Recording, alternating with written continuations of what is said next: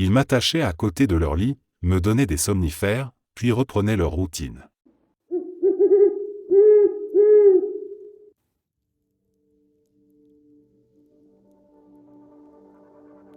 L'histoire la plus marquante que j'ai vécue avec un membre de ma famille vient de ma tante. J'ai été abusé par mon cousin plus âgé quand j'étais jeune, et le jour où j'ai eu le courage d'en parler, sa réaction a été l'une des choses les plus violentes que j'ai entendues. Elle m'a accusé d'avoir séduit son fils. Elle m'a regardé comme si j'étais une menace, pas une victime, et elle m'a traité de fille immorale destinée à brûler en enfer. C'était dit sans hésitation, comme si elle avait attendu cette phrase depuis longtemps.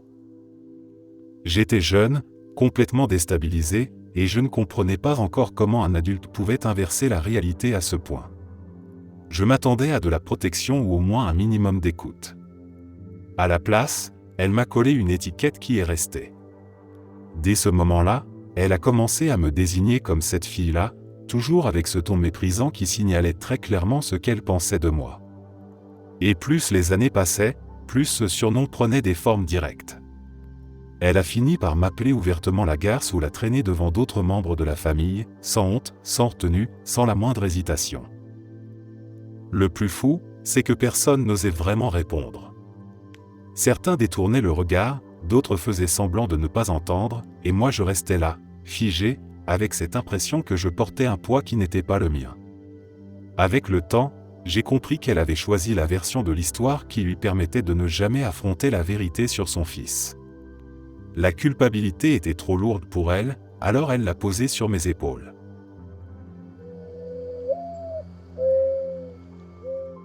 Il y a une scène de mon adolescence qui revient souvent dans ma tête, même si je préférerais qu'elle reste enfouie. J'avais 15 ans. Ma mère avait déjà tenté de mettre fin à ses jours quand j'avais 8 ans, un événement que je n'avais jamais vraiment compris à cet âge-là, seulement ressenti de loin comme une sorte de menace flottante dans l'air de la maison. Pendant des années, je vivais avec cette crainte qu'un jour elle puisse recommencer. Ce jour-là, nous nous étions disputés. Rien d'exceptionnel en apparence, juste une tension qui montait trop vite, un désaccord qui dégénérait comme parfois dans les familles, sauf que chez nous, les émotions n'avaient jamais de limite claire. Je me souviens de sa voix qui tremblait, de la colère qui semblait contenir quelque chose de plus profond, quelque chose qui ne m'était pas destiné mais qui sortait à travers moi. Soudain, elle m'a enfermé dehors. J'étais devant la porte d'entrée vitrée, la main posée sur le verre, incapable de comprendre ce qui se passait. Elle me fixait de l'autre côté, et il y avait dans ses yeux quelque chose que je n'avais pas vu depuis des années, une intensité dangereuse, un mélange de douleur et de désespoir. Elle s'est détournée brusquement et a traversé le salon en direction de l'armoire où étaient rangées les armes. Je la regardais sans oser respirer, paralysé par la scène qui se déroulait sous mes yeux. Elle a ouvert le meuble, a sorti un revolver, et elle a pris le temps de me le montrer à travers la vitre. Elle a fait tourner le barillet pour s'assurer que je vois bien les balles à l'intérieur. Puis elle a porté l'arme contre sa tempe. Je me souviens de mon cœur qui battait si fort que j'avais l'impression de l'entendre. Elle criait, pas seulement contre moi, mais contre toute sa vie, contre elle-même, contre ce qu'elle pensait être son propre échec. Elle répétait qu'elle ne valait rien, que mon comportement la poussait au bord du gouffre, que tout ce qui arrivait dans cette maison était insupportable. J'étais là, derrière la vitre, incapable d'ouvrir la porte, incapable de parler, juste figé, avec 15 ans d'enfance qui s'effondraient en une seconde. Elle tenait l'arme toujours pressée contre sa tête, les doigts crispés, les larmes qui coulaient, et moi je regardais sans pouvoir intervenir. Elle n'a pas appuyé sur la détente. Pas ce jour-là. Je ne sais pas exactement ce qui l'a arrêté. Peut-être un sursaut, peut-être un réflexe, peut-être quelque chose d'aussi fragile qu'un instant de lucidité. Je me souviens simplement qu'elle a fini par laisser tomber son bras, comme si le poids du revolver venait soudain de doubler. Elle a posé l'arme sur la table, s'est effondrée dans un fauteuil et s'est mise à pleurer. Je n'ai jamais su comment comprendre cette scène. Je ne sais pas pourquoi ce jour précis avait franchi une frontière que les autres disputes n'avaient pas franchie. Je sais seulement que cette image, celle d'une mère qui braque un revolver sur sa tête en criant que tout est de ma faute, est restée en moi comme une photographie figée.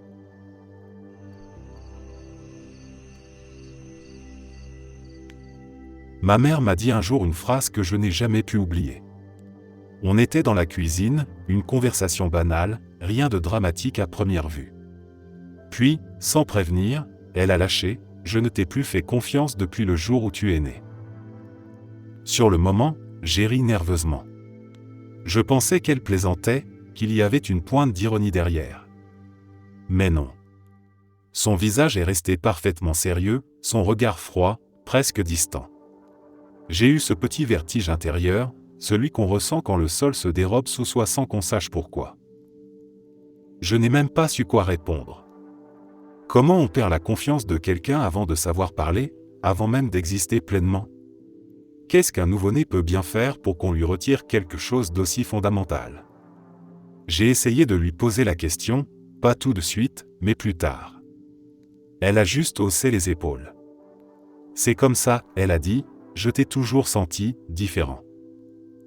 J'ai grandi avec cette phrase dans un coin de ma tête, comme une ombre discrète qui se glisse dans les moments les plus ordinaires.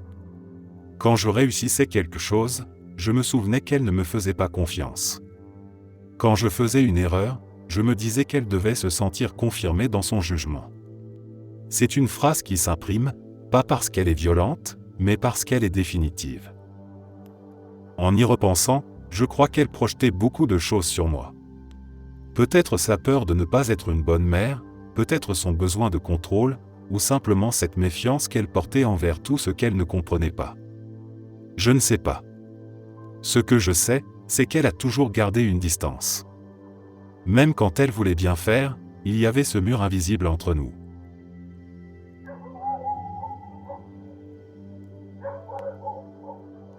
Dans ma famille, les nuits avaient une atmosphère étrange, presque étouffante.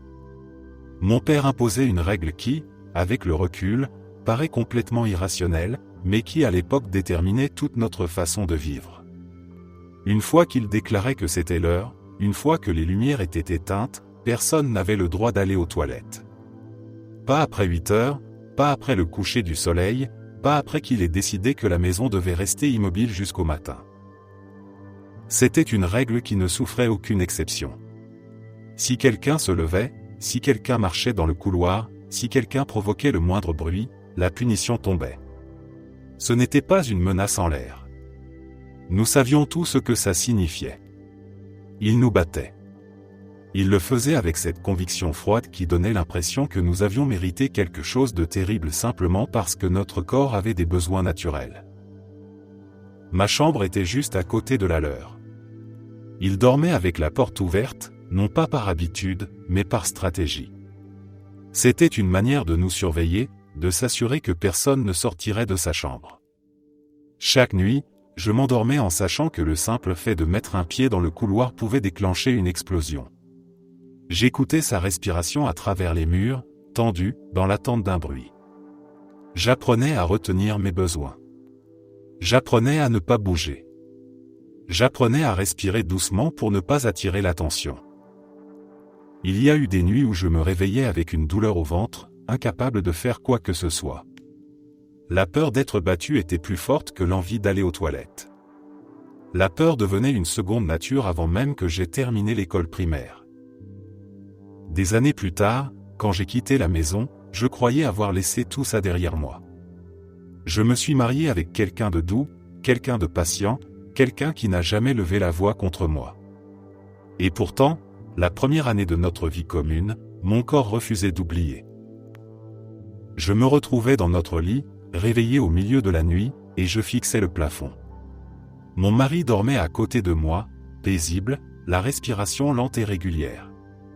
Je sentais le besoin d'aller aux toilettes et une vieille panique me prenait immédiatement.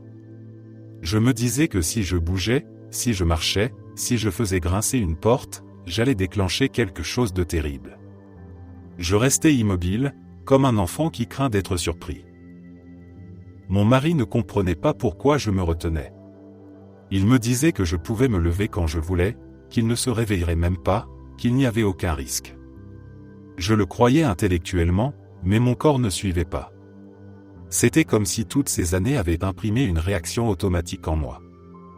La peur d'être frappé pour avoir dérangé quelqu'un endormi était tellement ancrée que je n'arrivais pas à m'en défaire. Ce contraste entre l'homme que j'ai épousé et l'homme qui m'a élevé me sautait au visage chaque nuit.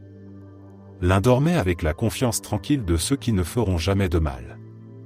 L'autre dormait avec la porte ouverte pour s'assurer que personne n'oserait bouger.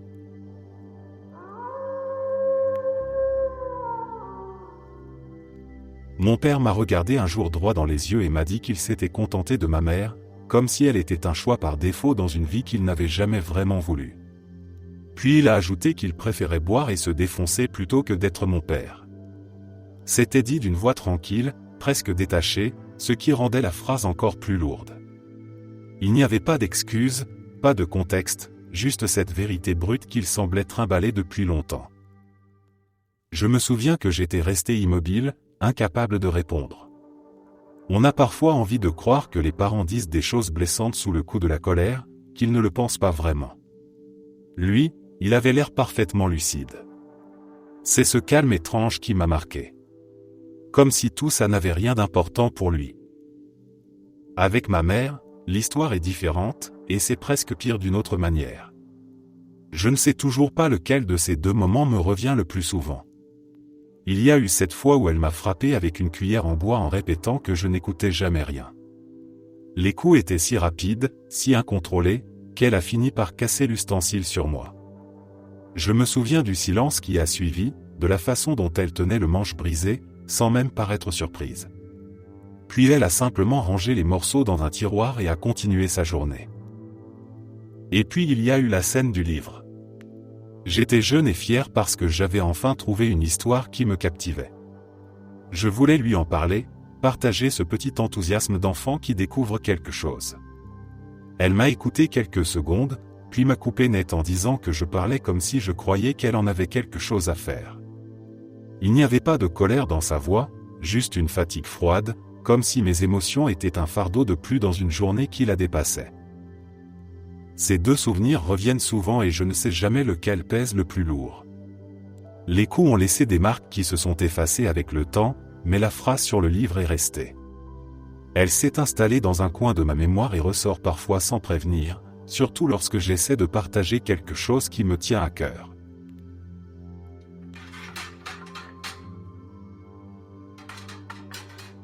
Mes parents étaient séparés et j'ai grandi avec ma mère. Mon père n'était presque pas présent. Je l'avais vu 3 ou 4 fois, jamais plus de 30 minutes. C'était des rencontres rapides, presque comme des obligations qu'on coche sur un calendrier. Il restait debout à quelques mètres de moi, prononçait 2 ou 3 phrases, puis repartait comme si quelqu'un lui avait donné un rôle dont il ne comprenait pas la fonction. Pour moi, c'était une silhouette vague, pas vraiment un parent. Un jour, en 2e année, j'ai eu des ennuis à l'école. Rien d'extraordinaire, une petite bêtise d'enfant. Mais ce soir-là, ma mère était particulièrement énervée.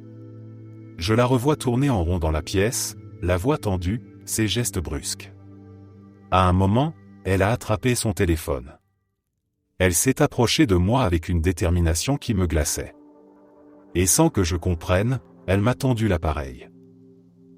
Elle m'a dit d'appeler mon père. Elle m'a dit de lui demander s'il voulait s'occuper de moi, parce qu'elle ne le voulait plus. J'étais un enfant qui ne comprenait même pas vraiment la différence entre un conflit et un abandon. Je ne comprenais pas ce qu'elle attendait de moi, ni pourquoi elle employait ces mots-là. Je me souviens encore de son regard, ce regard fatigué, plein de colère, et de moi qui tenais le téléphone sans oser appuyer sur les touches. J'avais l'impression d'être soudain devenu un paquet dont on ne veut plus, obligé de me présenter à quelqu'un que je connaissais à peine pour vérifier si j'avais encore un endroit où exister. Je ne me rappelle pas ce que j'ai dit. Je sais seulement que je me suis mis à pleurer avant même de composer le numéro. La sensation de n'être désiré nulle part m'a frappé en un instant, comme si tout l'air autour de moi se vidait. Je me rappelle l'impression d'être minuscule, complètement dépassé par des mots qui résonnaient encore et encore dans ma tête. Ma mère a fini par reprendre le téléphone. Elle l'a posé sur la table comme si rien n'avait eu lieu. La soirée a continué, mais pour moi elle s'était arrêtée à ce moment précis. Presque 20 ans ont passé et cette scène revient toujours de la même façon, nette, intacte. Je me rappelle la couleur de la pièce, la luminosité, le son de sa voix quand elle m'a dit qu'elle ne voulait plus de moi. Peu importe le temps qui passe, l'émotion revient comme si tout s'était produit la veille. C'est étrange de voir à quel point une phrase prononcée en quelques secondes peut rester accrochée à une vie entière. Ce moment-là a laissé une marque que rien n'a réussi à effacer. Je peux être en train de vivre une journée parfaitement normale et soudain ce souvenir remonte, avec toute la douleur d'autrefois.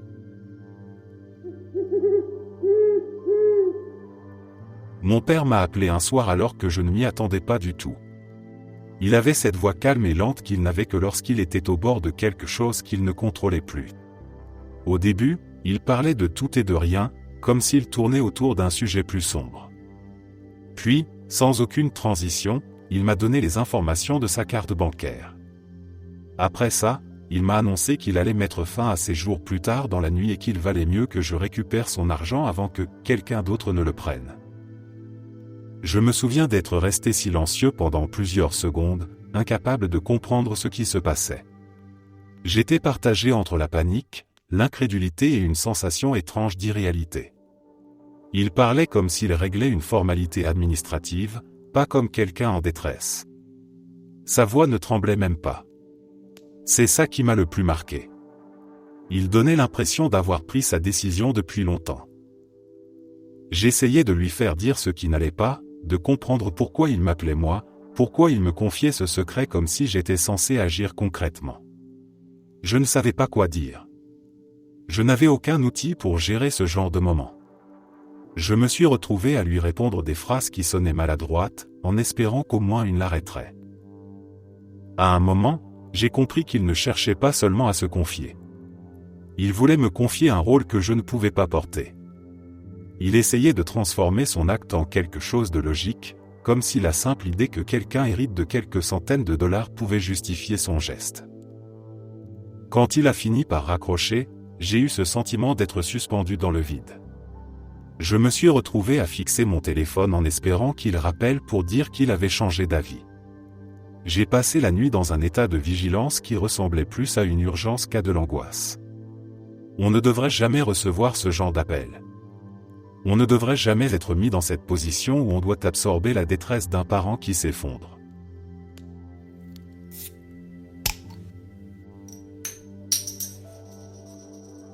Quand j'étais enfant, il y avait 2 épisodes qui résument parfaitement la manière dont mes parents réagissaient à tout ce qui me concernait.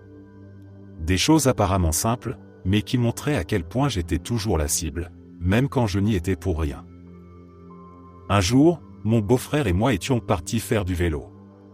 J'étais encore très jeune, timide, quelqu'un qui évitait instinctivement les conflits. Lui, au contraire, avait cette assurance bruyante qu'on admire parfois chez les enfants, mais qui devenait vite insupportable quand il s'agissait de dire la vérité. À un moment, il m'a perdu de vue. Il roulait trop vite, prenait des chemins au hasard, et je n'arrivais pas à suivre. Je me suis retrouvé seul, complètement terrifié, incapable de savoir dans quelle direction rentrer. Quand nous sommes finalement revenus à la maison, c'est moi qui me suis fait punir. Mon père m'a grondé comme si j'avais fait exprès de disparaître. Il ne m'a pas laissé raconter ce qui s'était vraiment passé. Mon beau-frère avait déjà donné sa version et, comme toujours, elle avait été acceptée sans discussion. Il avait affirmé que je lui avais fait un doigt d'honneur avant de partir dans une autre direction. Je savais que c'était faux. Je n'aurais jamais eu le courage d'un geste pareil. J'étais trop réservé, trop anxieux, trop respectueux. Mais mon père avait choisi de croire l'enfant qui parlait fort plutôt que celui qui tremblait.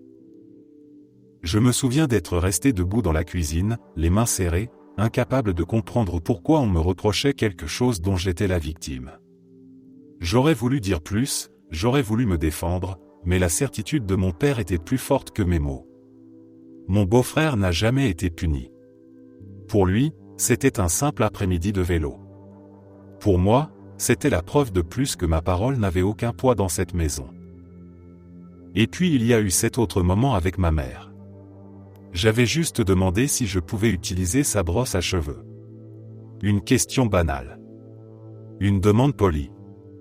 Je ne cherchais pas à envahir son espace, juste à arranger mes cheveux avant l'école. Elle s'est retournée brusquement, a saisi la brosse sans réfléchir et l'a lancée en plein sur mon visage. L'objet m'a frappé la joue avec une force brutale. Le choc a résonné dans toute la salle de bain et la brosse a continué sa trajectoire pour aller heurter le miroir derrière moi. Le verre s'est fendu dans un bruit sec.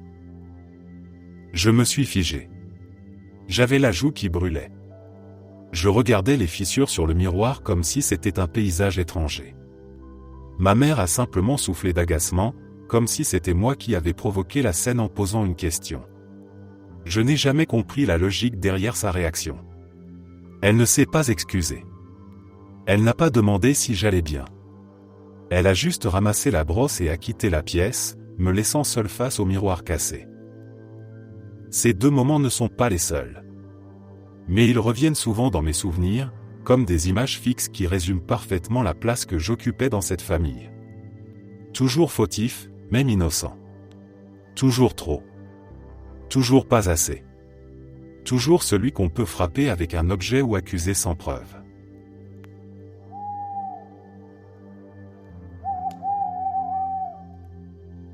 J'avais 12 ans quand mon père m'a dit quelque chose qui m'a marqué pour longtemps. Il était complètement ivre ce soir-là, le genre d'ivresse où les mots sortent sans filtre, avec cette lourdeur qui fait comprendre qu'ils viennent de très loin. On était dans le salon, la télévision allumée en bruit de fond, et il s'est tourné vers moi avec un regard qui oscillait entre la lassitude et une sorte de tristesse épuisée. Il a fini par lâcher que ma naissance avait été pensée comme une solution. Il m'a expliqué que j'étais censé être l'enfant qui sauverait son mariage, celui qui recollerait les morceaux entre lui et ma mère. Il disait que l'arrivée d'un nouveau membre dans la famille devait redonner un sens à leur relation, que j'étais venu au monde pour remettre de l'ordre dans quelque chose qui se cassait déjà. Je me souviens de la façon dont il parlait, comme si tout ça n'était qu'un fait simple, une espèce d'évidence qu'il reportait enfin sur la table. Puis il a ajouté que j'avais échoué. La phrase est tombée d'un coup, sèche, sans hésitation. J'étais censé sauver leur couple, et selon lui, je n'y étais pas arrivé. À 12 ans, je n'avais aucune idée de ce que j'étais censé faire pour empêcher deux adultes de se déchirer. Je ne savais même pas comment réagir. Je me suis contenté de rester assis, les mains crispées sur mes genoux, à regarder mon père dire tout ça comme s'il récitait un compte-rendu. Le plus étrange, c'est que tout s'est passé dans une atmosphère presque banale. La même lampe dans le coin du salon, le même canapé trop usé, la même odeur d'alcool qui flottait dans l'air. Rien ne semblait dramatique sur le moment, mais chaque détail est resté gravé. J'entendais encore la télévision derrière nous, comme si elle continuait tranquillement sa soirée pendant que quelque chose se brisait juste à côté.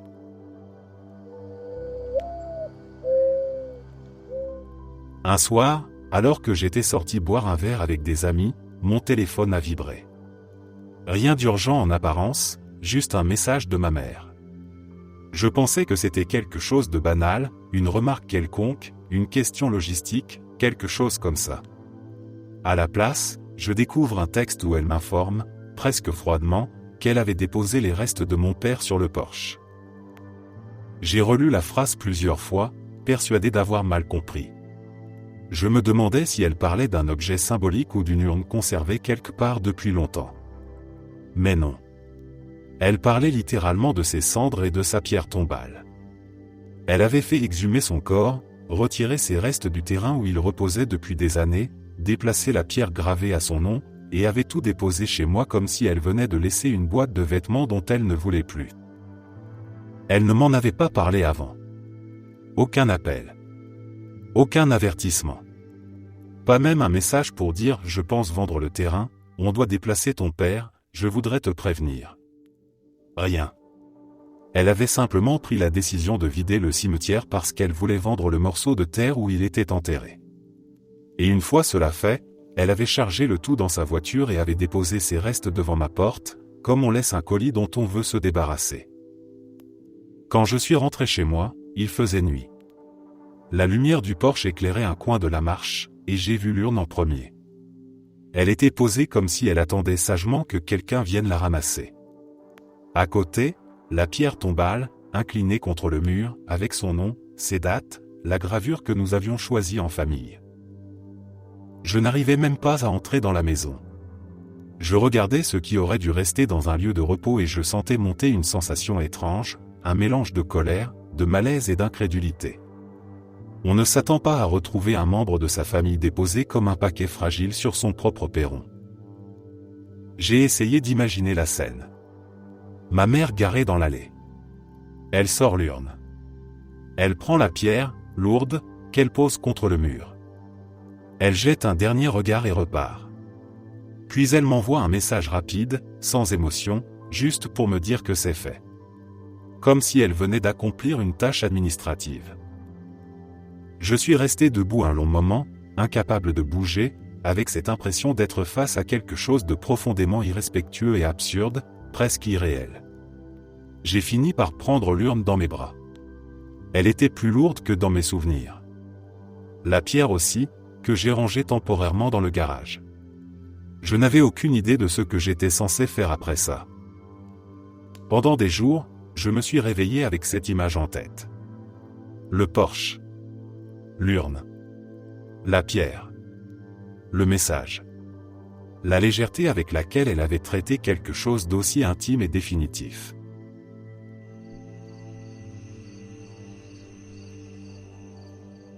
Quand j'avais 16 ans, je vivais encore avec mes parents.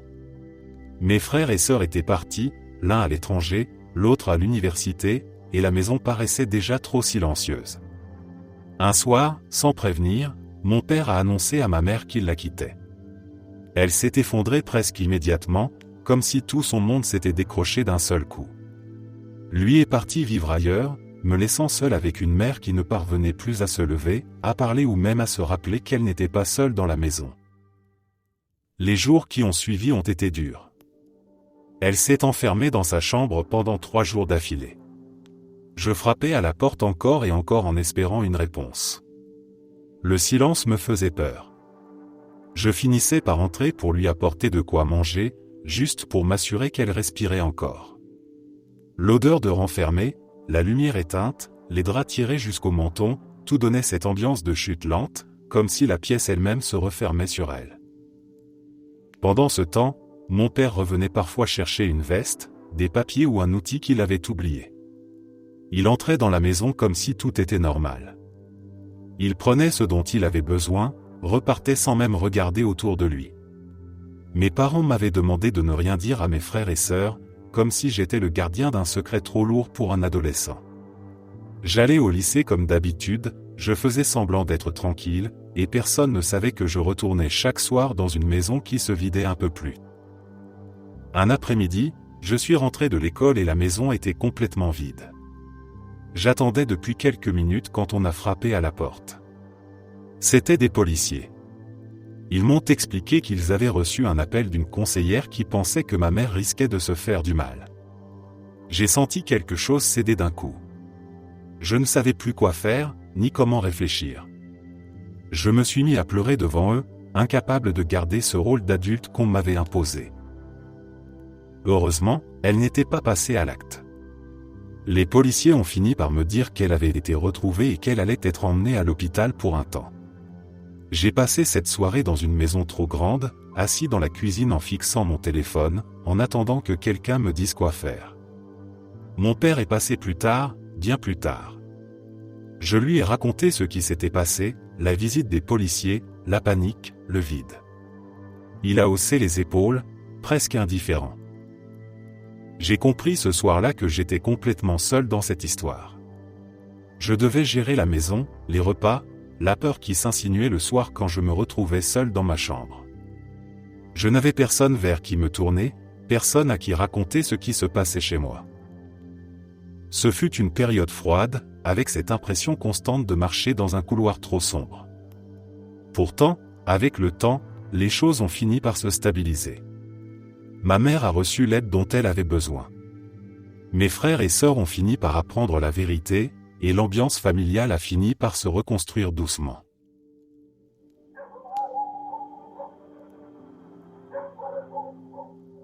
Mon père m'a abandonné et n'a jamais été présent dans ma vie plus de 3 mois en 25 ans, et c'est probablement déjà généreux comme estimation. Ma mère me battait régulièrement. Elle me cognait la tête contre les murs et me traitait de tous les noms. Elle menaçait de me marier de force à un homme de 35 ans quand j'en avais 16. Elle menaçait de m'abandonner dans un orphelinat quand j'étais vraiment jeune, autour de 10 ans. Elle me disait qu'ils allaient me tuer pendant qu'ils me frappaient et je la croyais. Aujourd'hui, ils sont tous les deux devenus des personnes à peu près correctes, ce qui me met encore plus en colère. J'ai l'impression que je ne valais pas la peine qu'ils changent alors que j'étais une enfant innocente qui avait besoin d'amour et d'affection. À ce jour, ma mère rejette la responsabilité de toutes les punitions qu'elle m'a infligées. Elle dit que tout est ma faute parce que depuis le jour de ma naissance, j'étais agaçante et je pleurais trop. Lol. Elle affirme que comme elle a travaillé en tant que mère célibataire pour m'élever et me permettre d'aller à l'université, je devrais lui être reconnaissante pour tout ce qu'elle a sacrifié, sans jamais reconnaître aucun des torts, sans aucun remords, sans tenir compte du manque d'affection ou de réconfort physique. Elle ne me donnait même pas de câlin. Elle dit souvent des choses comme quel est l'intérêt de se donner autant de mal pour élever des enfants s'ils ne viennent même pas te voir. Le pire de tout ça. Ils ont donné mon chien à des inconnus. Je ne sais toujours pas ce qu'est devenu Jack.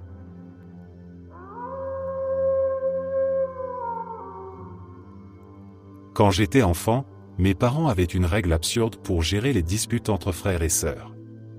Ils répétaient que s'ils ne voyaient pas ce qui s'était passé, ils ne pouvaient rien faire. Ils disaient ça comme si c'était une philosophie éducative, une manière sage d'éviter les injustices. En réalité, c'était surtout une excuse pour ne rien gérer du tout. Et moi, j'étais celui qui en payait le prix. Ma sœur avait trouvé dans cette règle un terrain libre pour me faire vivre un enfer. Elle glissait des couteaux sous la porte de ma chambre juste pour me terroriser. Elle débranchait tous les téléphones de la maison pour m'empêcher d'appeler à l'aide. Elle me coupait volontairement, juste pour me voir paniquer. Le pire, c'est que tout ça se passait, dans l'ombre des pièces de la maison, et mes parents refusaient d'y croire. À l'école, elle allait encore plus loin. Elle lançait des rumeurs cruelles basées sur quelque chose de profondément intime que j'avais vécu enfant, quelque chose que personne n'aurait dû utiliser pour me blesser. Elle me harcelait sans relâche, comme si chaque jour était une nouvelle occasion d'enfoncer le couteau un peu plus. Pendant tout ce temps, mes parents restaient immobiles, convaincus que leur règle du « on n'a rien vu, donc on ne peut rien dire » les protégeait de faire un mauvais choix. Un jour, j'ai craqué. Ce n'était même pas une scène spectaculaire. On était seuls dans un couloir, loin de la portée de leurs oreilles, et je lui ai juste donné un coup de poing dans le ventre, un réflexe de quelqu'un qui a encaissé trop longtemps. Elle s'est pliée en deux, a repris son souffle quelques secondes, puis est allée faire semblant d'être mourante devant mes parents. Ils m'ont puni immédiatement. Un mois entier sans sortie, sans télé, sans rien. Pas de discussion, pas d'écoute, pas de questions. J'ai compris ce jour-là que je pouvais être puni pour une seule erreur, alors qu'elle pouvait m'effacer littéralement de la carte sans que personne ne bouge. J'ai grandi avec cette idée que si je faisais quoi que ce soit de travers, même minime, j'étais fautif par définition. Et si elle faisait quelque chose d'horrible, j'avais besoin de témoins, de preuves, d'un notaire presque, pour que mes parents se contentent de lui dire de se calmer. Cette injustice s'est installée dans mon esprit comme une règle du monde, quelque chose d'aussi immuable que la gravité. Des années plus tard, mon père m'a demandé pourquoi je n'avais rien dit. Pourquoi je n'avais pas demandé de l'aide. Pourquoi je l'avais laissé continuer. Je me souviens de la façon dont il a posé la question, étonné, presque offensé. Il avait oublié toutes ces années où je frappais à leur porte en expliquant ce qu'elle avait fait. Il avait oublié toutes les fois où il m'avait répondu qu'il n'avait rien vu. Quand j'y repense, la chose la plus toxique qu'ils m'ont faite n'était pas un acte isolé. Ce n'était pas une punition injuste ou une absence temporaire de soutien. Ce qui m'a abîmé, c'est qu'ils m'ont laissé grandir dans un environnement où la souffrance n'avait aucune importance tant qu'elle n'était pas visible devant eux. Ils m'ont élevé dans un monde où je n'avais aucune valeur tant que je n'étais pas en train de hurler sous leurs yeux. Une trace qui me rappelle que parfois, le pire dans une enfance difficile, ce n'est pas ce qu'on subit d'un frère ou d'une sœur. C'est de comprendre que les adultes qui auraient dû nous protéger ont choisi de regarder ailleurs.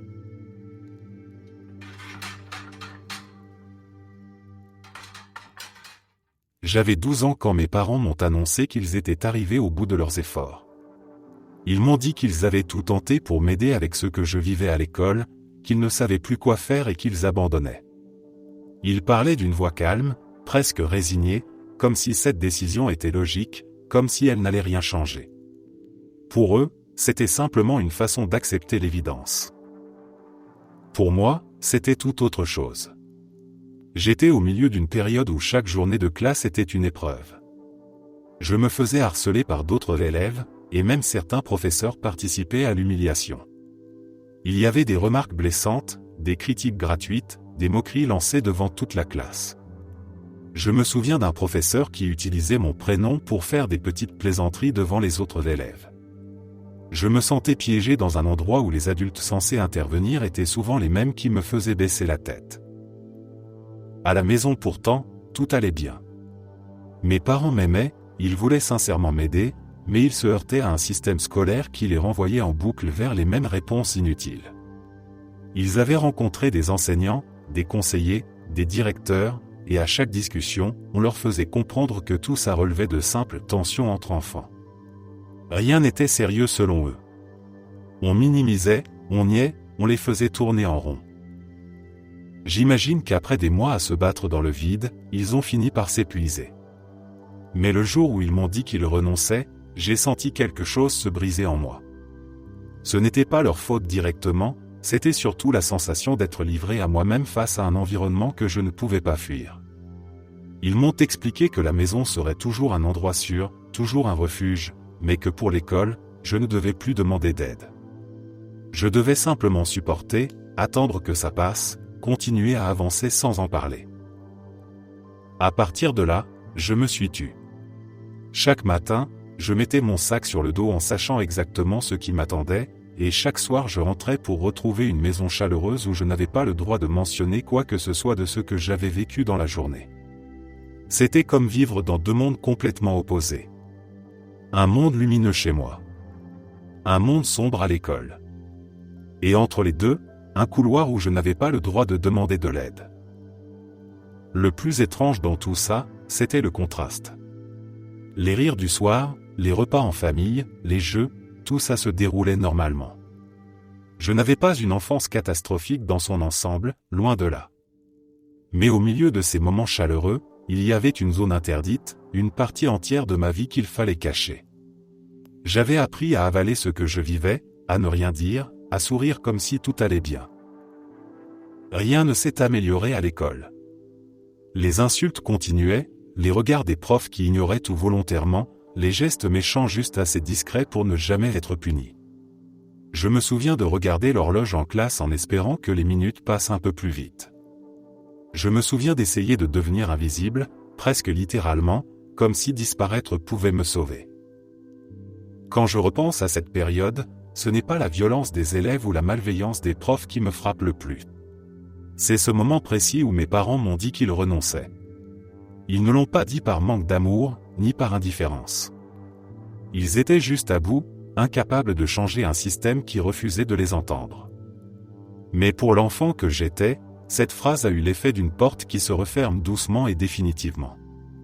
Une porte derrière laquelle je restais seul, sans voix, en attendant simplement que les années passent. Quand j'ai terminé le lycée, je pensais naïvement que j'aurais un peu de répit avant d'entrer dans la vie adulte. Peut-être quelques mois pour réfléchir, travailler un peu, comprendre ce que je voulais vraiment faire. À la place, j'ai eu droit à une annonce froide et définitive de la part de mes parents. Ils m'ont dit que dès que j'aurais mon diplôme en main, je devrais soit commencer à payer un loyer, soit quitter la maison. Pas de délai, pas de discussion, juste cette alternative brutale posée comme une évidence. Le problème, c'est que je travaillais chez McDonald's à ce moment-là. Je faisais des shifts interminables, je rentrais avec l'odeur de graisse collée aux vêtements, et je gagnais à peine de quoi payer mon téléphone et un peu d'essence. Le mot loyer était complètement hors de portée. L'idée même de vivre seul avec ce salaire ressemblait plus à un mauvais gag qu'à un projet de vie. Pendant quelques heures, j'ai tourné en rond, le cerveau saturé d'angoisse.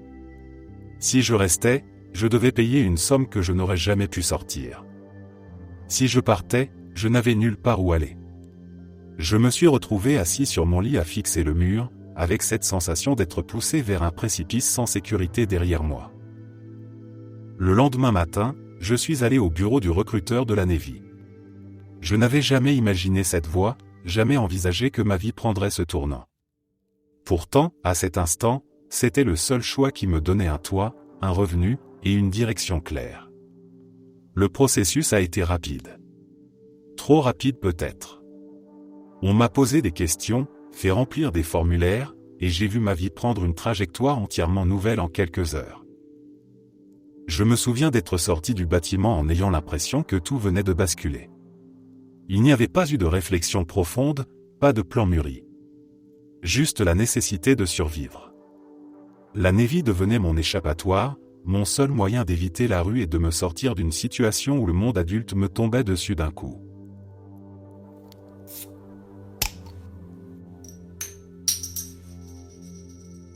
J'ai grandi dans une famille où la violence était tellement présente qu'elle en devenait presque un climat permanent. Ma mère me maltraitait ouvertement. Pas des petites colères, pas des mots durs lancés dans un moment de tension, mais des actes répétés, brutaux, qui finissaient par me faire croire que la douleur faisait partie du quotidien. Elle a fini par perdre ses droits parentaux tellement les preuves s'accumulaient contre elle. Mon père n'était pas différent. Il était violent lui aussi, mais il savait mieux cacher ses actes. Il me frappait quand personne ne regardait et me disait de me taire si je voulais que les choses restent calmes. Plus tard, j'ai découvert qu'il avait molesté mes sœurs. C'est cette partie-là qu'il a finalement rattrapée. Il est allé en prison et pour un bref instant j'ai cru que la page allait peut-être se tourner. Je me suis retrouvé transféré chez mon oncle et ma tante. Ils travaillaient tous les deux dans les forces de l'ordre. Tout le monde me disait que cette fois, j'allais être en sécurité, que je serais entouré d'adultes responsables, de gens formés à protéger les autres. On me répétait que j'allais enfin pouvoir respirer. Le contraste semblait logique. Des policiers, c'est censé être des repères solides. La réalité a été l'inverse total. Ils ont commencé par imposer une discipline tellement stricte que j'avais l'impression de marcher sur du verre du matin au soir. Puis la discipline est devenue violence, presque naturellement, comme si ce n'était qu'une progression normale pour eux. Ils me plaquaient contre les murs. Ils me saisissaient à la gorge au point de m'en priver de souffle. Ils tentaient de me tordre les bras et les jambes pour voir si j'allais arrêter de faire semblant d'être fragile. Ils me soulevaient pour me jeter au sol comme si j'étais un objet qui les agaçait. Les coups venaient sans avertissement. Parfois parce que je parlais trop doucement. Parfois parce que je faisais tomber un verre. Parfois simplement parce que l'un d'eux considérait que je n'étais pas assez reconnaissant. Et après chaque épisode, ils me disaient que personne ne me croirait. Ils répétaient que c'était leur parole de policier contre celle d'un gamin dont la famille avait déjà fait les gros titres pour maltraitance. Ils savaient qu'ils étaient intouchables. Ils savaient qu'ils pouvaient tout se permettre. Ils se servaient de leur badge comme d'un bouclier invisible. Ils avaient tous les leviers nécessaires pour étouffer n'importe quelle accusation. Quand je laissais échapper un mot à quelqu'un, ils arrivaient avant moi pour raconter que j'avais des tendances à exagérer. Ils se présentaient comme des héros qui avaient recueilli un enfant traumatisé. Chaque fois que je croyais avoir une ouverture pour parler, tout se refermait immédiatement. Les adultes autour de nous leur faisaient confiance par réflexe. Ils les voyaient comme des figures irréprochables. Et moi j'étais ce gamin trimballé de foyer en foyer, dont l'histoire familiale semblait déjà confirmer qu'il devait avoir quelque chose de cassé à l'intérieur. Je me souviens d'une soirée où mon oncle m'a soulevé d'un seul bras et m'a projeté contre le lit tellement fort que j'ai cru que ma colonne vertébrale allait se décaler. Je me souviens d'une autre scène où ma tante m'a attrapé par la gorge et m'a serré jusqu'à ce que mes oreilles se mettent à bourdonner. À chaque fois, il recommençait sans jamais craindre de devoir rendre des comptes. Le plus terrifiant dans tout ça, ce n'était pas seulement la douleur physique. C'était la conviction qu'il n'y avait aucun endroit où aller. Aucune autorité pour intervenir. Aucun adulte qui me croirait si j'essayais d'expliquer ce que je vivais.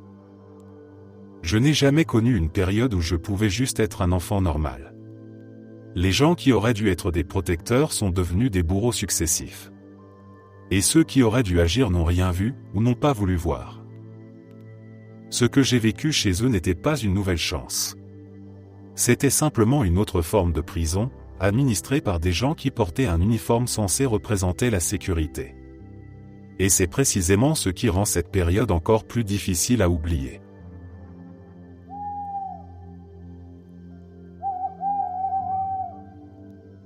Quand j'avais environ 7 ans, j'ai commencé à vivre des épisodes que je ne savais pas nommer.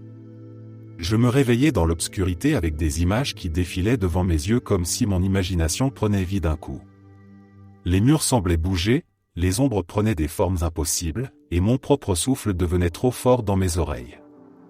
Je me mettais à hurler, incapable de distinguer le réel de ce que mon cerveau inventait pour me terrifier.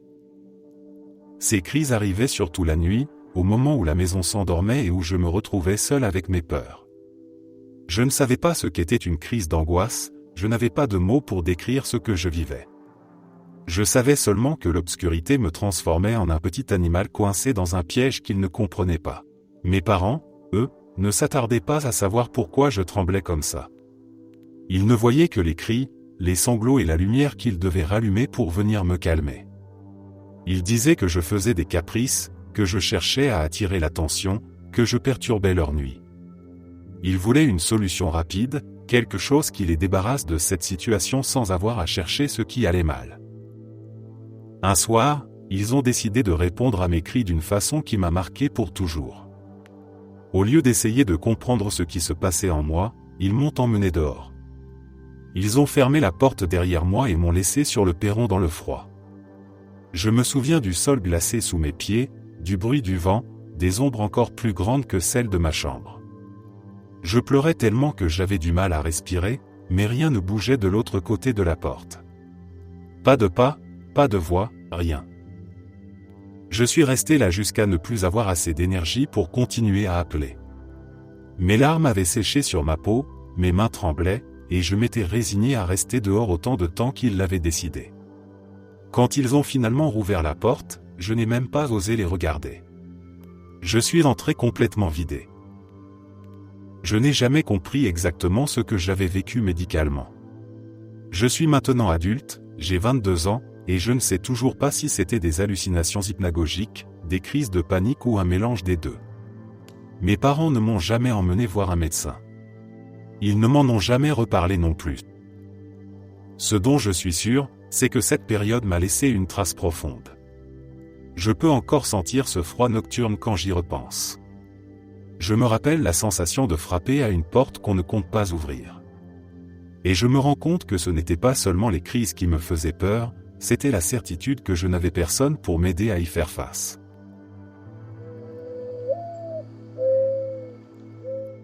Après mon divorce, j'étais dans un état que je n'avais jamais connu. C'était comme si ma vie entière s'était désintégrée en quelques semaines. Je me retrouvais seul, encore tremblante de ce que je venais de traverser, complètement vidé, avec la sensation constante que même respirer demandait un effort. Mes enfants tentaient de s'adapter comme ils pouvaient à cette nouvelle réalité et moi je faisais semblant d'être solide pour eux alors que j'étais en morceaux. C'est dans ce moment-là, précisément quand j'étais au plus fragile, que ma mère a décidé de prendre la parole. Elle ne connaissait rien de ce qui s'était passé dans mon mariage. Elle ne savait rien des années difficiles, des discussions étouffées, des compromis unilatéraux, des blessures accumulées. Elle ignorait tout par choix, parce qu'elle n'avait jamais voulu entendre ma version des choses. Et pourtant, elle a prononcé une phrase qui m'est restée gravée. Elle m'a regardé et, sans une seconde d'hésitation, elle m'a balancé que j'étais le problème. Que j'avais des conflits avec elle. Que j'avais des conflits avec ma sœur. Que j'avais des conflits avec mon ex-mari. Et que si mon mariage s'était effondré, c'était entièrement de ma faute. Je revois encore la façon dont elle disait ça avec certitude, comme si elle venait d'énoncer une vérité universelle. À ce moment-là, je n'avais même plus la force de répondre. J'étais en plein deuil d'une vie qui s'était écroulée, et elle transformait ma souffrance en accusation. Elle ne cherchait pas à comprendre, ne posait aucune question. Elle se contentait de me désigner comme l'origine de tout, comme si pointer du doigt était plus simple que de faire preuve d'un minimum d'empathie. La suite a été encore plus violente, mais d'une façon sournoise. Au lieu d'essayer de me soutenir, elle s'est mise à inviter régulièrement mon ex-mari et mes enfants dans sa maison près du lac pour les vacances d'été. Elle organisait leur venue avec une joie presque ostentatoire, comme si elle accueillait une famille parfaite dont je ne faisais plus partie. Chaque année, je perdais 19 jours de temps avec mes enfants, un bloc entier d'été qui m'échappait. Je restais seul dans une maison silencieuse tandis que mon ex profitait du soleil et de la tranquillité chez ma mère. Il prenait des photos, il faisait du bateau, ils cuisinaient ensemble. Je recevais parfois une image envoyée par mes enfants et je sentais immédiatement une blessure se rouvrir. Pour ma mère, c'était normal. Elle me disait que c'était pour les enfants, que ça leur faisait du bien, que je devais être heureuse pour eux. Elle ne comprenait pas qu'elle me retirait une part de parentalité à laquelle je tenais encore plus depuis le divorce. Elle ne voyait pas non plus qu'elle renforçait une alliance dans laquelle j'étais la seule absente, la seule effacée. Au bout d'un moment, cette accumulation a fini par créer une distance que je n'avais jamais imaginée possible. Je me suis éloigné d'elle presque instinctivement. Pas par vengeance, mais par survie émotionnelle. Pendant environ 7 ans, nos contacts ont été minimes.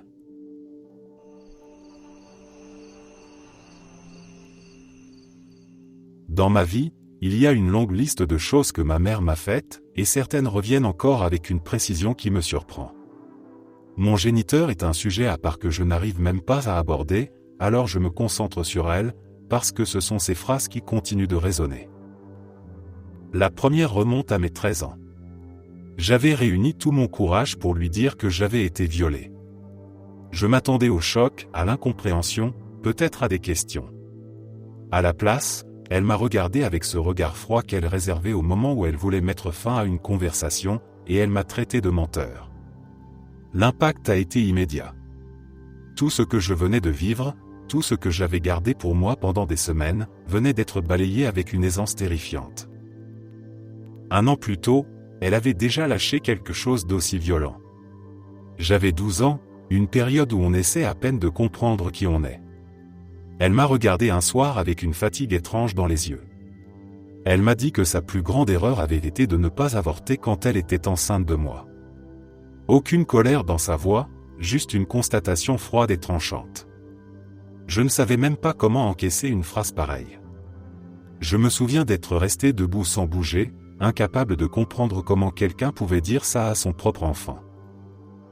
Et puis il y a ce moment plus récent, celui qui m'a montré que malgré les années, rien n'avait vraiment changé. J'avais les cheveux plus longs que d'habitude et elle trouvait ça insupportable. Elle voulait que je les coupe, et je n'en voyais pas l'intérêt. Elle a continué à se plaindre, et tout à coup, elle a eu cette expression de satisfaction étrange, comme si une idée venait de lui traverser l'esprit. Elle m'a regardé et a dit que si je devais passer par une chimiothérapie, la longueur de mes cheveux cesserait d'être un sujet. Elle a ri ensuite. Un rire léger, presque amusé. Le détail le plus cruel dans cette scène est que je venais d'être diagnostiqué avec un cancer 1 semaine plus tôt. Je ne connaissais même pas encore mon traitement. Tout était incertain, fragile, terrifiant. Et elle trouvait le moyen de tourner ça en plaisanterie. Je me souviens de son rire presque plus que de la phrase elle-même. Ce rire continue de résonner quand j'y repense. En avril, cela fera 5 ans. 5 ans depuis la remarque, 5 ans depuis le rire qui a coupé l'air dans la pièce, 5 ans depuis ce moment où j'ai compris que les paroles blessantes n'étaient pas un accident chez elle, mais une façon de se comporter.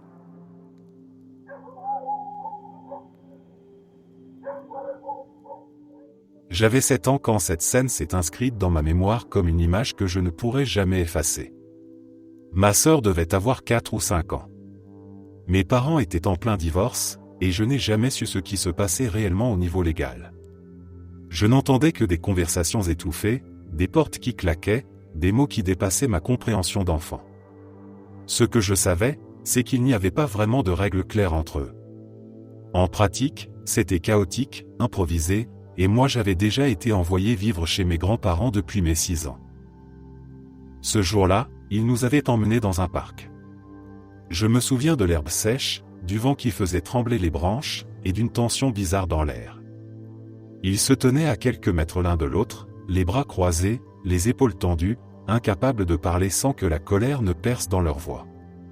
Ils discutaient de nous, de notre avenir, de qui allait nous garder. Puis, au milieu de leur dispute, ils se sont tournés vers nous et ont lancé cette question. Ils nous ont demandé avec qui nous voulions vivre, notre mère ou notre père. Comme si 2 enfants pouvaient supporter ce choix. Comme si ce n'était rien de plus qu'une petite décision banale. Mon cœur battait plus vite, pas parce que je comprenais les enjeux juridiques, mais parce que je voyais leur visage plein de détresse et de colère. J'ai réfléchi comme un enfant essaie de réfléchir quand il se retrouve face à quelque chose de trop grand pour lui. Ma mère me semblait instable, toujours épuisée par son travail de serveuse, toujours sur le fil. Mon père avait un bon emploi, une stabilité que je reconnaissais sans vraiment comprendre ce que ça signifiait. Alors je me suis mis à courir vers lui. Je me souviens de ses bras qui tremblaient un peu, comme s'il n'était pas certain de mériter ce geste. Derrière moi, ma sœur s'est mise à courir aussi. Je ne sais pas si elle avait la même logique que moi ou si elle suivait simplement mon mouvement, comme les plus petits le font parfois. Mais elle m'a suivi sans hésiter. Je revois encore le visage de ma mère. Ses yeux se sont remplis de larmes immédiatement. Elle pleurait sans bruit, mais ses épaules secouées disaient tout. J'aurais voulu comprendre ce qui se passait, j'aurais voulu savoir comment la consoler ou comment arrêter ce moment, mais je n'avais que 7 ans. Je savais seulement que je venais de déclencher quelque chose d'immense. Nous avons vécu chez mon père pendant quelques mois. C'était une période étrange. Il avait un emploi stable, mais il buvait beaucoup. Je me souviens de bouteilles, d'haleines lourdes, de soirées où il devenait absent même quand il était physiquement présent. Puis, sans annonce officielle, sans explication claire, j'ai été renvoyé chez mes grands-parents. Ma sœur aussi. Et c'est là-bas que nous avons grandi. Des années plus tard, j'ai reparlé de cette scène avec mon père. Il a secoué la tête, surpris. Selon lui, ça n'était jamais arrivé. Il disait qu'il n'aurait jamais fait un truc pareil. Peut-être qu'il a réellement oublié à cause de l'alcool. Peut-être qu'il ne voulait pas se souvenir. Je n'en sais rien.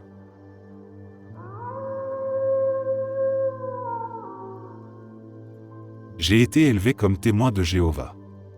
Ces gens qui vont frapper aux portes en distribuant leurs brochures. Ce sont aussi ceux qui ne célèbrent pas les fêtes et qui préfèrent mourir plutôt que de recevoir une simple transfusion sanguine. J'ai quitté cette foi il y a un moment.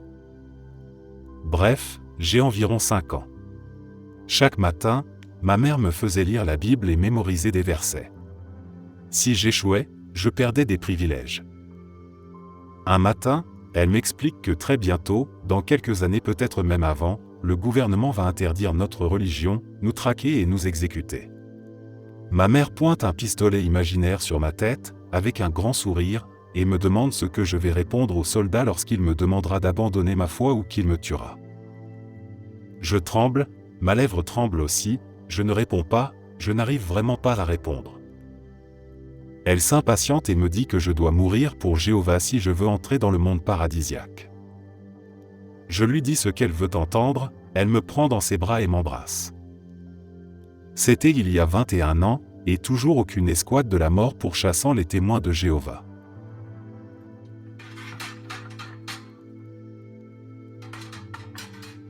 Une année pour Noël, mon père m'a demandé ce que je voulais. J'avais 9 ans et comme on traversait des problèmes vraiment traumatisants qui avaient entraîné de grosses difficultés financières, j'ai choisi un cadeau simple, pas cher et utile. Un set de stylos de calligraphie, parce qu'il y avait aussi des plumes normales que je pouvais utiliser à l'école, et peut-être que je pourrais apprendre la calligraphie. Je voulais être le moins contraignant possible en sachant ce que nous vivions. Le matin de Noël, j'ai ouvert mon unique cadeau et c'était juste des sous-vêtements. J'étais déçu, mais connaissant nos difficultés, j'ai laissé passer. Plus tard, on a eu une grande fête chez ma grand-mère et tous mes cousins étaient là avec leurs jouets. J'étais vraiment un peu abattu en les voyant. On a fini par dîner et ensuite on a pu ouvrir les cadeaux sous le sapin de ma grand-mère, ceux que les tantes et oncles déposaient pour tout le monde. Mes parents avaient acheté le set que je voulais pour mes 25 cousines. Toutes des filles entre 8 et 11 ans. Et ils ne me l'avaient pas acheté à moi. Je te jure que c'est vrai. Je n'ai reçu que des chaussettes de la part de mes tantes et oncles ce Noël-là, une quantité absurde de chaussettes qui n'étaient même pas à ma taille. Il ne cessait de dire que j'allais grandir, mais j'ai commencé à fumer de l'herbe quelques mois plus tard et je n'ai jamais grandi plus que je ne l'étais à 10 ans. Aucune de ces chaussettes ne m'a jamais servi finalement. Ma grand-mère a rattrapé un peu le coup. Elle revenait juste de vacances et elle avait acheté à toutes les filles de magnifiques colliers en or et des souvenirs de son voyage. Elle m'a offert, aussi des chaussettes, mais au moins elles étaient à ma taille. Ce que je déteste dans cette histoire, c'est le temps que j'ai passé à y repenser au fil des années. Ça fait 30 ans et ça me met encore en colère. Quand j'avais 6 ou 7 ans, j'ai vécu un moment dont mon corps garde encore la trace. Ce jour-là, ma mère manipulait quelque chose qu'elle avait allumé, je ne me souviens plus exactement ce que c'était, seulement la flamme vive et le geste brusque qu'elle a eu. Elle a lancé l'objet dans ma direction et il a atterri sur mon épaule. Je n'ai d'abord rien compris. J'ai senti la chaleur traverser ma peau et j'ai hurlé en essayant de l'arracher. Je me rappelle avoir couru vers l'évier en pleurant, avec cette sensation brûlante qui refusait de s'estomper. J'essayais d'expliquer ce qui venait d'arriver, de comprendre comment une scène aussi absurde pouvait se produire. Elle s'est contentée de dire que ce n'était pas volontaire. Elle parlait avec une distance qui rendait tout encore plus étrange. Elle me disait presque de me calmer comme si la douleur n'existait pas vraiment, comme si tout ça n'était qu'un léger incident qu'on pouvait oublier. Je n'ai jamais vu le moindre regret dans son regard. Pas une excuse, pas un moment où elle aurait reconnu qu'elle avait dépassé une limite.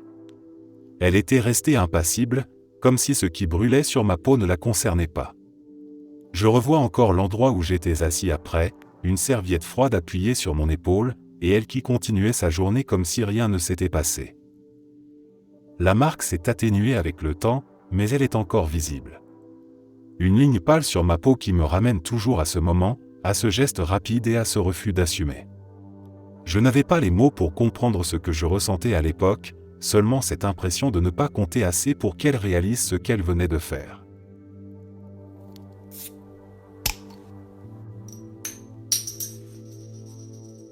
Il y a quelques années, le jour de Noël, ma mère a ouvert un cracker de Noël qui contenait une blague sur Elvis. J'ai fait une remarque sarcastique sur son penchant pour les jeunes filles, et nous avons eu une brève discussion à ce sujet, car elle n'y croyait pas. Je ne pense pas qu'elle le défende avec passion, elle n'est même pas fan, alors je continue à la taquiner sans prendre la dispute au sérieux.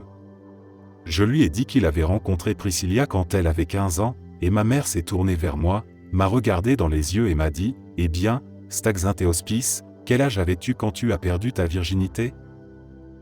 Pour replacer le contexte, j'ai été violé à 14 ans et elle l'avait finalement appris l'année précédente. J'ai fondu en larmes et le repas de Noël a été gâché. Elle a même brièvement essayé de se tourner vers les autres personnes à table et de rire de mes larmes. Elle a dit quelque chose comme « Oh, elle pleure maintenant » ou quelque chose du genre, mais elle n'a reçu que des regards dégoûtés et c'est alors tu.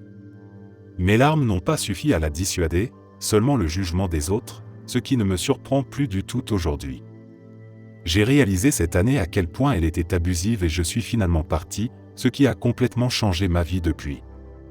Mais je n'oublierai jamais ce qu'elle m'a dit. Je pense beaucoup de choses d'elle, mais je n'aurais jamais pensé que ma propre mère utiliserait le fait que j'ai été violé quand j'étais enfant pour prendre le dessus dans une dispute.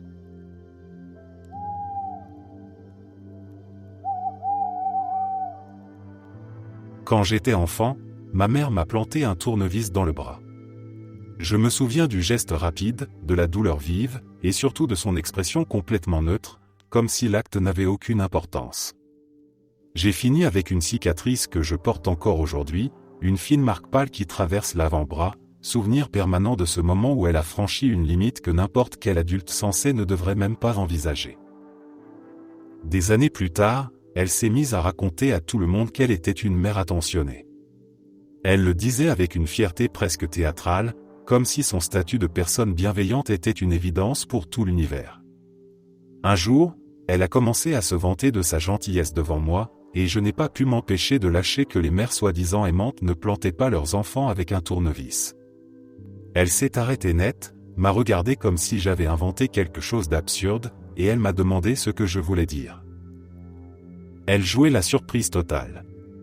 Elle m'a demandé si j'étais en train d'insinuer qu'elle m'avait vraiment frappé avec un tournevis. Je lui ai montré la cicatrice, parfaitement visible, exactement là où l'outil avait pénétré ma peau. Et là, elle a commencé un numéro presque irréel. D'abord, elle a prétendu que je m'étais infligé ça tout seul. Comme si un enfant pouvait se planter volontairement un tournevis dans le bras sans raison. Je lui ai demandé si elle réalisait ce qu'elle disait. Elle a continué en répétant qu'elle ne se souvenait pas de m'avoir fait ça. Cette excuse m'a encore plus choqué que le mensonge initial. Elle affirmait qu'elle ne s'en souvenait pas, ce qui, pour moi, était encore plus dérangeant. Oublier un acte aussi violent montrait à quel point il faisait partie de son comportement, comme si blesser un enfant faisait simplement partie de ses journées. Je lui ai répondu que c'était presque plus insultant qu'elle se cache derrière l'amnésie pour continuer à se présenter comme une personne équilibrée.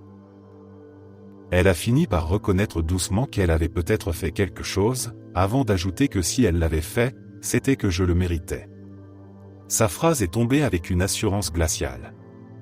Selon elle, elle n'était pas folle, donc si elle en était arrivée à utiliser un tournevis, c'était nécessaire. Elle me regardait comme si j'étais ridicule de remettre ça sur la table, comme si j'étais en train de me plaindre d'un détail mineur. J'ai encore en tête sa voix qui justifiait tout ça d'un ton calme.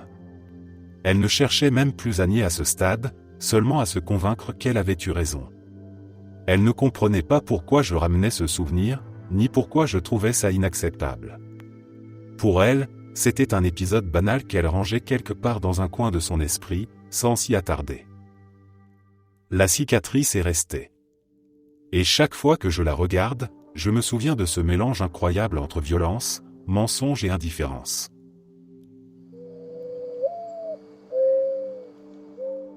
Quand j'étais enfant, il y a eu un épisode que je n'ai jamais vraiment réussi à classer dans une catégorie précise. C'était trop absurde pour être réel, trop grave pour être un simple mauvais souvenir, trop rapide pour que je comprenne ce qui se passait. Mon père a décidé de nous prendre, mon frère, ma sœur et moi, sans prévenir personne. Il nous a embarqués dans la voiture comme si c'était une sortie ordinaire, sauf qu'on ne savait pas où on allait, ni quand on rentrerait, ni pourquoi il agissait avec cette nervosité étrange dans la voix. Au début, je ne comprenais rien. Je voyais juste le paysage défiler, des heures de route sans explication. Il parlait peu, conduisait vite, et chaque fois que l'un de nous posait une question, il répondait avec des phrases floues qui ne voulaient rien dire. On savait juste que quelque chose n'allait pas. À un moment, il s'est arrêté dans une station-service. Il avait besoin d'essence, ou peut-être d'une pause, ou peut-être simplement d'un moment pour réfléchir à ce qu'il faisait. C'est là que tout a basculé. Ma sœur, qui était la plus âgée d'entre nous, a profité de ce bref instant pour aller parler à un employé. Elle lui a expliqué d'une voix tremblante que quelque chose n'allait pas, que notre mère n'était pas au courant, que cette sortie n'était pas normale. L'employé l'a écouté attentivement et a jeté un regard vers la voiture, vers mon père, vers nous. Il a tout de suite compris que la situation n'avait rien d'anodin. Ils ont verrouillé les portes du magasin pour nous garder en sécurité. Je me souviens du bruit du verrou, de la façon dont l'employé nous a demandé de nous mettre derrière le comptoir, comme si on devait se cacher. Il a appelé les autorités et ils ont contacté notre mère, qui se trouvait dans l'état voisin. Elle a reçu cet appel au milieu de sa journée, complètement à l'aveugle, sans savoir que ses enfants avaient disparu sur une route inconnue. Mon père n'a pas insisté. Il a vu qu'il avait perdu contrôle de la situation. On nous a gardés sur place en attendant que notre mère arrive et lui, de son côté, a pris la route vers la Californie, seul. Il a quitté la station-service en laissant derrière lui 3 enfants qui commençaient seulement à comprendre qu'ils venaient d'être arrachés à une situation dangereuse. Je n'ai jamais oublié le mélange de confusion et de soulagement de ce moment.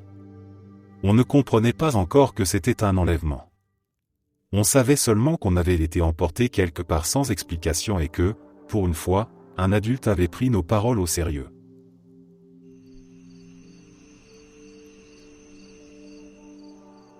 Quand j'avais 12 ans, mon père a décidé de m'emmener pêcher à New Harmony State Park. C'était censé être une sortie tranquille, juste un moment entre lui et moi, quelque chose qui aurait pu ressembler à un souvenir normal. Au début, tout se passait bien. Puis il a commencé à boire. Il enchaînait les canettes sans vraiment parler, jusqu'à ce qu'il finisse par s'effondrer sur une table de pique-nique. Il est resté là pendant des heures, complètement inerte, tandis que je me promenais autour, sans savoir quoi faire ni à qui demander de l'aide. Au bout de 5 ou 6 heures, il a fini par bouger. Il n'était pas du tout sobre, il parlait de travers, mais il m'a quand même ordonné de nous ramener à la maison. C'était ma première fois derrière un volant. Je ne savais même pas comment ajuster le siège. Je me contentais de copier ce que j'avais vu faire, avec les mains tremblantes et la peur qui me coupait la respiration. Quand j'ai réussi à le hisser dans le siège passager, son corps s'est écroulé aussitôt. Il s'est rendormi presque instantanément, la tête renversée, la bouche entr'ouverte, totalement absent. J'ai commencé à rouler sur la route, concentré au point d'en avoir mal à la mâchoire, en surveillant le moindre virage, le moindre panneau, le moindre bruit de moteur. Une vingtaine de miles plus loin, il s'est réveillé d'un coup, comme tiré d'un cauchemar. Il s'est tourné vers moi, a plissé les yeux et m'a lâché une insulte sans aucune raison. Il avait une voix rauque et chargée de haine, un ton tellement agressif qu'il m'a paralysé. Puis il a commencé à me frapper.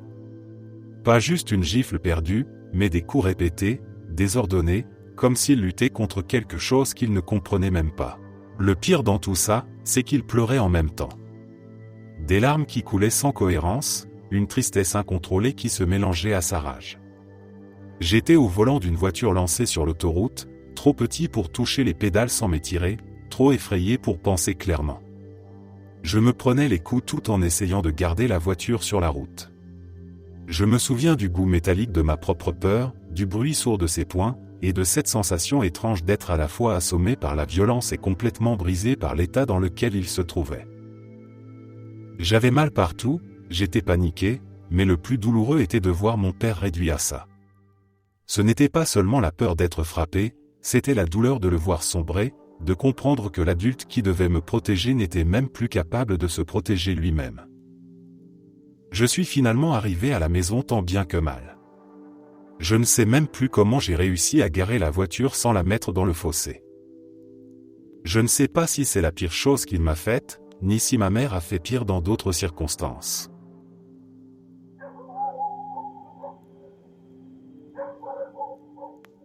J'avais 12 ans quand les premières idées sombres ont commencé à apparaître. C'était confus, isolé, presque impossible à formuler avec des mots. Je savais seulement que quelque chose n'allait pas, que je me sentais dépassé par des émotions que je ne comprenais pas encore. J'ai gardé tout ça pour moi pendant 2 ans, jusqu'au jour où j'ai trouvé le courage d'en parler à quelqu'un. À 14 ans, j'ai fini par me tourner vers ma mère. Je lui ai expliqué ce que je ressentais depuis longtemps. Elle m'a écouté un peu, puis la conversation s'est épuisée d'elle-même. J'ai terminé dans ma chambre, avec cette sensation d'avoir fait quelque chose d'important, quelque chose de courageux. Je pensais que c'était le début d'un soutien, d'un changement, ou au moins d'un soulagement. Un peu plus tard, j'ai entendu des pas dans le couloir. Mon père est entré brusquement dans ma chambre, le visage fermé. Il n'avait rien de calme ou de bienveillant. Il était furieux. Il s'est mis à crier, pas une simple colère mais une explosion brutale. Il me reprochait d'avoir parlé à ma mère, comme si j'avais commis un affront personnel contre eux. Il me hurlait que je n'avais aucun droit de lui faire ça, que je n'avais pas le droit de la faire paniquer, comme si le simple fait d'admettre ma souffrance était une attaque contre eux. Je me souviens avoir essayé de répondre, d'expliquer ce qui se passait dans ma tête, d'articuler des phrases qui me tenaient à cœur. Il n'écoutait rien. Il m'a traité de menteur, m'a lancé des insultes qui se sont imprimées dans ma mémoire. Il parlait avec une certitude violente, comme si la réalité que je vivais n'avait aucune valeur.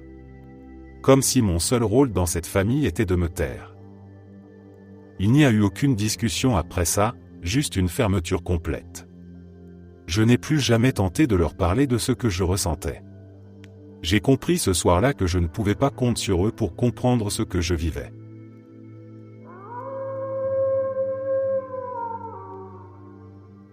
Quand j'ai décidé de couper les ponts entre ma mère et le reste de ma famille, je savais que ça n'allait pas être bien accueilli.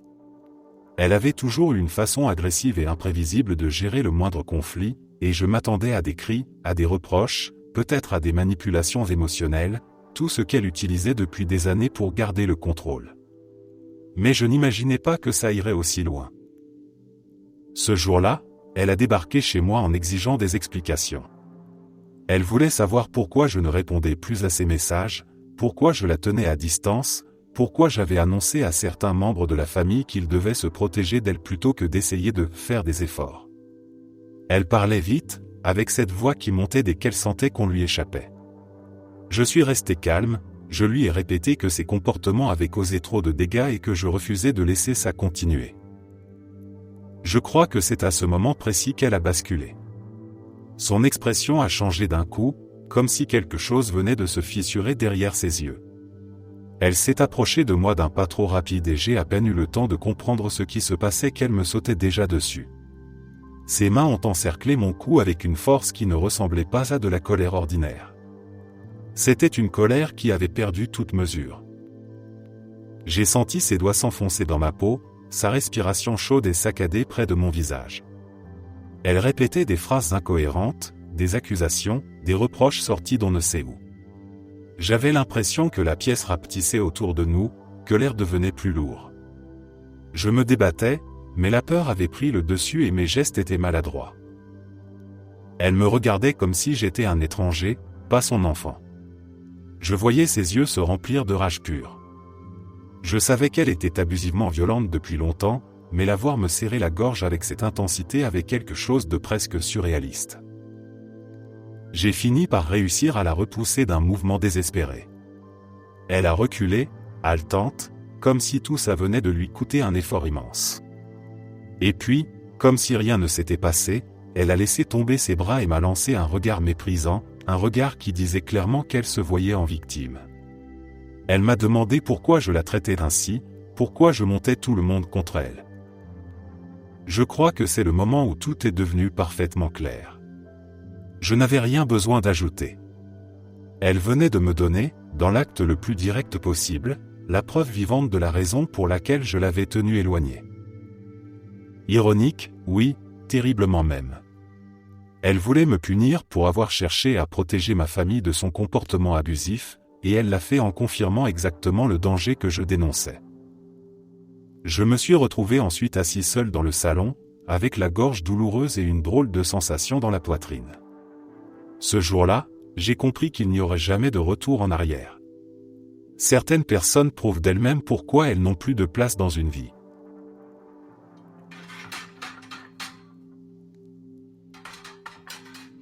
Ma mère était allée aussi loin que possible en piano au conservatoire, c'était sa passion. Quand je suis né, elle voulait que je suive le même chemin. Depuis l'âge de 4 ans, elle restait assise avec moi pendant des heures chaque jour pour m'entraîner encore et encore. Ce n'était pas fait pour moi. Mais je le faisais parce que c'était le seul moment où elle semblait heureuse, lorsque je participais à une compétition. Je me suis battu pour arrêter et elle n'a fini par me laisser quitter qu'en me disant un jour qu'elle avait annulé toutes les activités. Je n'avais même pas le droit de prendre la décision moi-même ni de dire au revoir à ma professeure de piano. Après ça, elle ne voulait plus que je fasse quoi que ce soit. Elle disait que si je n'étais pas capable de continuer le piano, elle n'allait pas gaspiller son argent pour autre chose que j'allais quitter aussi. Je voulais prendre des cours d'art et elle m'a inscrite dans une classe avec de tout petits enfants qui faisaient des bricolages alors que j'avais 16 ans. Elle m'a traité d'ingrate quand j'ai dit que ce n'était pas ce que je voulais. Elle utilisait ensuite n'importe quel prétexte contre moi, comme 5 minutes de retard après l'école, pour me retirer ces cours qu'elle-même avait choisis à ma place. Elle voulait que je comprenne, uniquement par ses actes et ses petits jeux, que la personne que j'étais, avec des centres d'intérêt un peu différents, était un fardeau pour elle et que je lui volais quelque chose qu'elle pensait que je lui devais. Bref. En grandissant, j'ai compris tout ça par moi-même grâce à la thérapie. J'ai obtenu une licence puis un master en articles. Ils n'ont jamais reconnu mes réussites ni assisté à mes remises de diplôme. Ma mère est morte l'année dernière et personne ne m'a prévenu, puisque je n'ai plus de contact avec eux depuis 10 ans. Ma famille était écœurée, persuadé que j'avais trahi ma mère, mais je ne pouvais plus supporter la douleur qu'elle incarnait et qu'elle n'a jamais reconnue. Quand mes deux petites sœurs sont nées, avec 15 et 17 ans d'écart avec moi, j'ai cru au début que j'allais simplement être l'aîné, celui qui donne un coup de main, celui qui partage quelques responsabilités normales.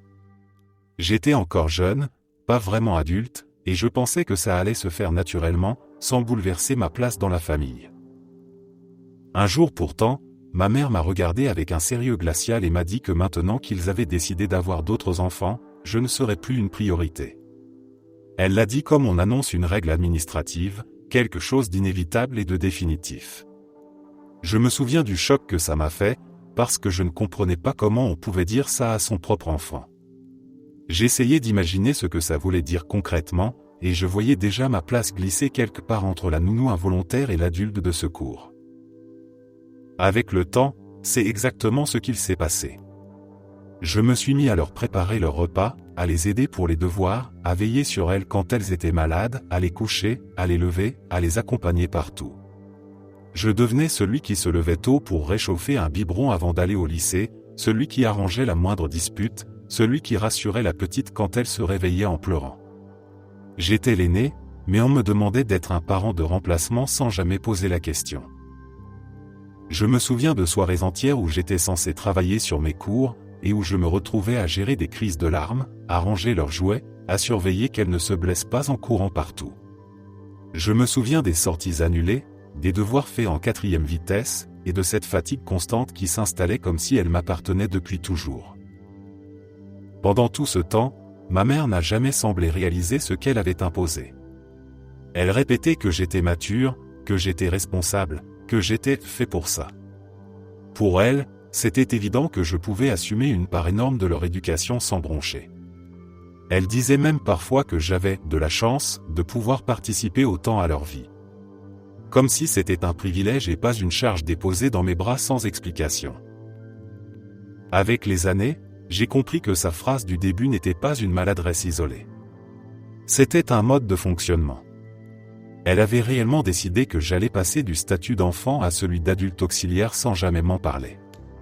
Et moi, j'ai grandi avec cette responsabilité collée à la peau, comme une deuxième identité que je n'avais pas choisie. Je ne regrette pas d'avoir été là pour mes sœurs. Elles n'ont rien à voir avec tout ça. Mais la manière dont on m'a retiré ma place pour me donner un rôle que je n'aurais jamais dû porter si jeune, ça reste.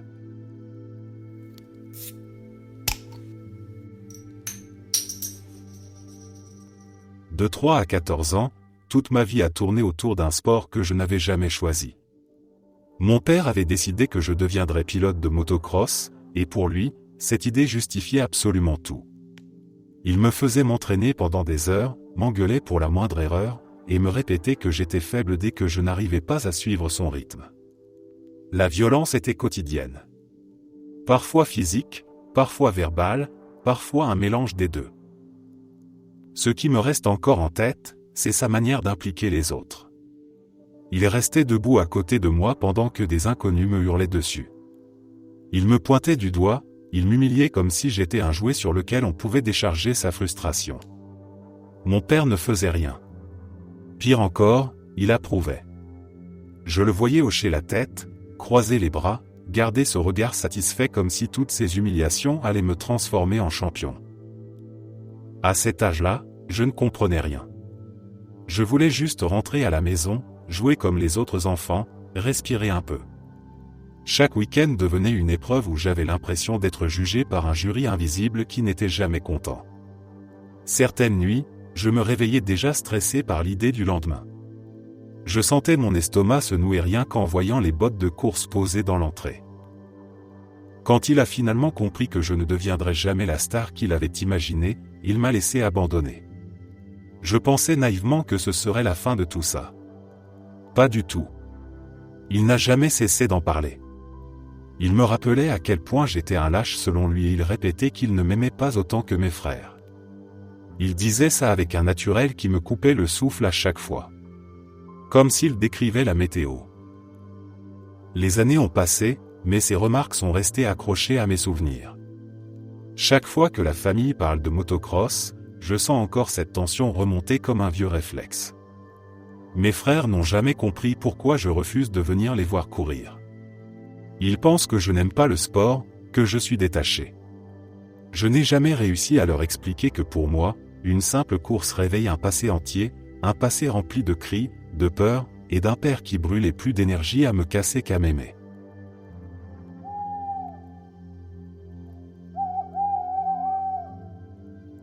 Quand j'étais enfant, il y avait une partie de ma vie nocturne que je n'ai jamais su expliquer aux autres sans sentir une sorte d'étrangeté monter en moi. Mes parents me donnaient régulièrement des somnifères. Ils me les présentaient comme des petits médicaments pour m'aider à dormir, comme si c'était une routine normale, comme si tous les enfants recevaient une pilule avant d'aller se coucher. Au début, je ne me rendais même pas compte de ce que c'était. Je l'avalais sans poser de questions, parce qu'on m'avait appris que ce que les parents donnaient se prenait sans hésiter. Une fois endormi, ou plutôt une fois que le médicament commençait à m'alourdir les paupières, ils m'installaient sur un matelas posé au sol, juste à côté de leur lit. Je me souviens de la texture du matelas, trop fin, de l'odeur de la chambre, du bruit de leur respiration qui devenait plus régulière avec le sommeil. Mais surtout, je me souviens du lien autour de moi. Ils m'attachaient pour être sûr que je ne quitte pas la pièce. Je me réveillais parfois au milieu de la nuit avec l'esprit encore brumeux à cause des somnifères. Je bougeais à peine et je sentais la sangle serrée qui m'empêchait de me lever. Le premier réflexe était de tirer un peu dessus, juste pour vérifier si j'étais vraiment retenu ou si c'était une impression, et chaque fois je réalisais que c'était bien réel. Je sentais ce mélange de confusion et de résignation, ces pensées d'enfant qui essaient de comprendre ce qui se passe sans disposer des outils pour se l'expliquer. Il me disait que c'était pour ma sécurité, que je risquais de sortir de la maison pendant la nuit, que je pouvais me mettre en danger. Je devais avoir l'air d'un enfant qui s'échappe sans réfléchir, quelqu'un qu'on doit retenir physiquement. Je ne sais pas si j'avais vraiment cette tendance-là ou si c'était simplement une excuse qu'ils se répétaient pour rendre leurs propres pratiques plus acceptables dans leur tête. Je ne pleurais pas beaucoup, peut-être parce que les médicaments rendaient mes émotions floues, peut-être parce qu'on s'habitue à tout quand on n'a jamais connu autre chose. Je restais là, attaché, avec le bruit de leur respiration comme seule compagnie, incapable de quitter cette pièce même si j'avais voulu le faire. Les matins étaient étranges. Je me réveillais souvent encore groggy, avec la sensation que la nuit m'avait englouti. Ils me détachaient, rangeaient le matelas, et la journée commençait comme si rien ne s'était passé. Je mangeais mon petit déjeuner, j'allais jouer, j'écoutais leurs conversations, et toute la scène de la nuit disparaissait dans une sorte de brume. Ce qui me frappe aujourd'hui quand je repense à tout ça, ce n'est pas seulement l'acte lui-même. C'est la normalité qui entourait chaque geste. Ils m'attachaient à côté de leur lit, me donnaient des somnifères, puis reprenaient leur routine. Personne ne trouvait ça alarmant. À l'époque, moi non plus. Merci d'être resté jusqu'à la fin. N'oubliez pas d'aimer la vidéo, de vous abonner et de partager vos propres histoires en commentaire. On se retrouve demain à la même heure devant ce feu.